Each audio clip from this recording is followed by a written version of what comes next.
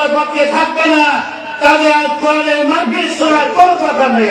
সিরাজগঞ্জে জামায়াতে ইসলামীর এক প্রার্থীর বক্তব্যকে ঘিরে সামাজিক যোগাযোগ মাধ্যমে তীব্র আলোচনা-সমালোচনা শুরু হয়েছে।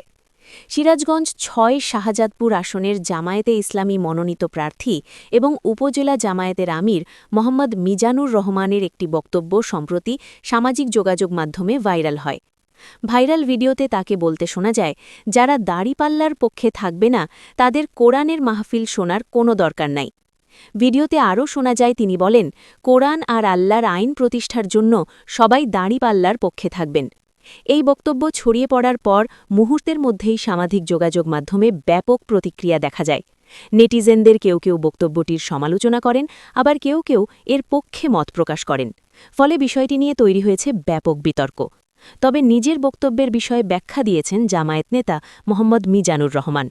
তিনি বলেন, আমি প্রায় ২ মাস আগে ওই জলসায় বক্তব্য দিয়েছিলাম। ভিডিওটি কেটে জোড়া লাগানো হয়েছে।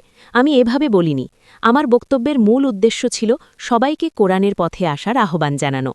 এ ঘটনায় স্থানীয় রাজনীতিতে যেমন আলোড়ন সৃষ্টি হয়েছে, তেমনি ধর্ম ও রাজনীতি নিয়েও নতুন করে আলোচনা শুরু হয়েছে সামাজিক মাধ্যমে।